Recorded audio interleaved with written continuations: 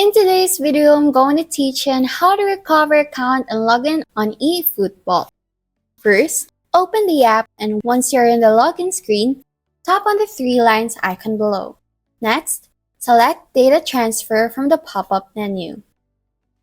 Now, simply select what method of data transfer you want to use and then tap it. Let's see the other way. Once you're in the game lobby, tap on the Extras button above. Next, select Support option. In here, select Link Data, where you will see the same screen before. Now let's just select the Konami ID. You'll be redirected to another window, and in here, tap on the users with a Konami ID option. Now look for the Forgot Your Password option, and then tap it. Next, enter the email address that you use, and then complete the verification on your screen. Tap Next to proceed and wait for the email that will be sent to you and open the URL on it for reissuing your password.